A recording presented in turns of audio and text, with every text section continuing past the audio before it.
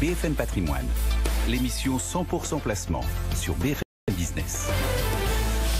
Je reçois justement dans cette rubrique idées de placement Jean-Baptiste de Pascal. Bonjour. Bonjour. Directeur du développement d'Interinvest. Avec vous, on va parler des outils digitaux pour les jeunes investisseurs.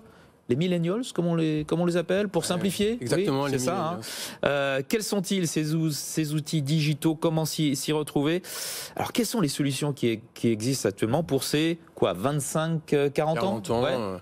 Un peu la génération oubliée de la gestion de patrimoine, parce qu'au départ, c'était réservé à 40-50 ans qu'on pouvait commencer à gérer son patrimoine. Ouais. Avant, les millennials, on leur disait, comme nos parents nous le disaient, achète ton appartement, équipe-toi sur ta résidence principale. Bon, ça reste toujours valable. Ça reste toujours valable, mais ça a un petit peu évolué quand même, parce que on est en colocation, on est en co-living, on achète finalement plus tard.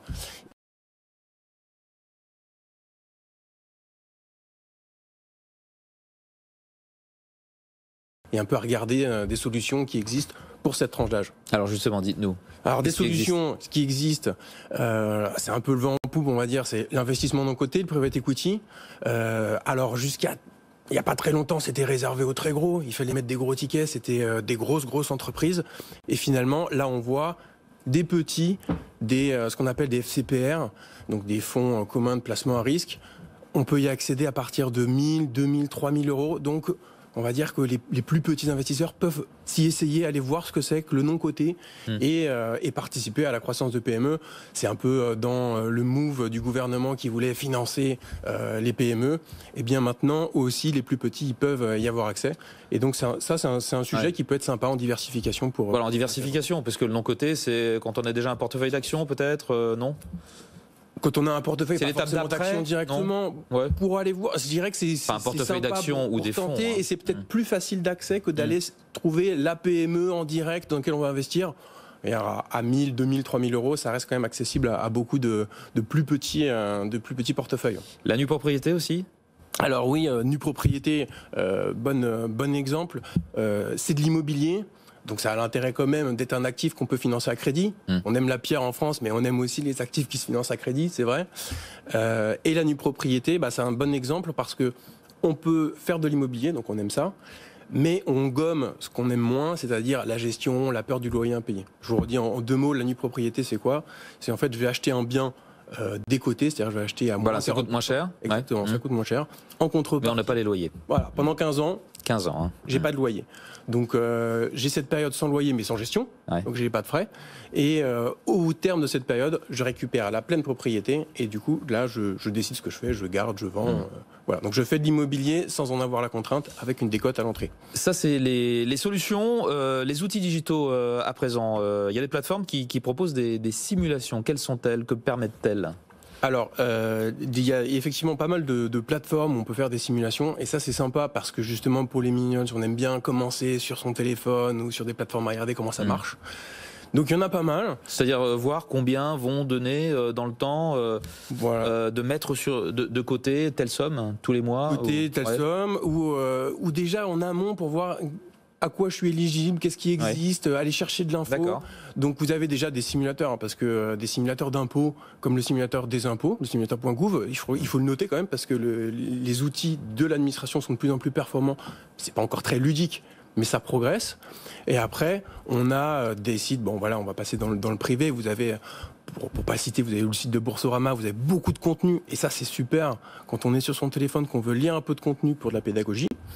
Et vous avez d'autres sites, je peux vous citer Meilleur Placement, qui nous fait des super simulateurs et qui nous aident un peu en pédagogie. Ils ont même une newsletter, et ça c'est très sympa parce qu'elle est facile à lire, elle est jeune, et on peut comprendre en quelques mots, aller voir un peu comment ça marche les marchés boursiers, avoir quelques indices.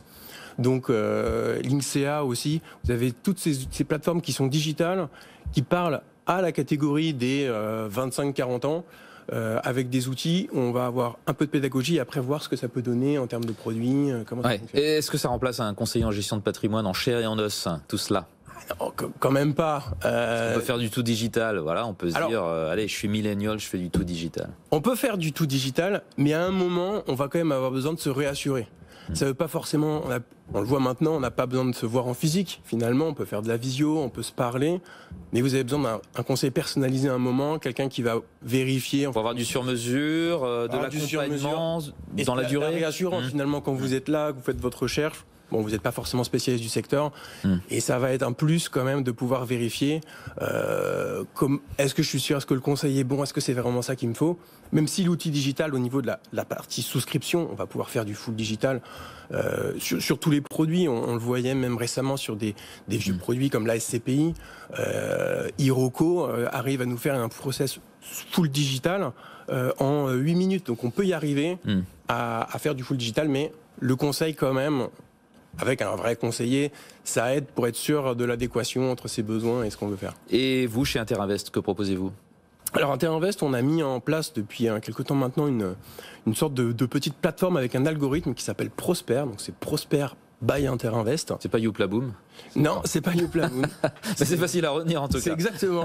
Alors là, vous voyez, ça c'est le combat des générations parce que les millénials. Ah, je suis pas un millénial, ouais. Non, bah oui, non, parce que Youpla Boom, Prosper, ça leur parle pas. Mais bon, vous connaissez quand même. Mais moi, je connais le pain d'épices. Mais là, voilà, cette idée, c'est en fait d'avoir une approche très simple avec, on va renseigner quelques informations au tout départ. L'algorithme va tourner, il va vous identifier des dispositifs qui existent et qui peuvent vous accompagner. Donc ça peut être de la SCPI si c'est du non fiscal, ça peut être du fiscal avec des produits. Un PER par exemple, un plan épargne retraite. Voilà. Et en fonction de ce que l'algorithme vous a trouvé, vous pouvez pédagogiquement aller lire, vous renseigner.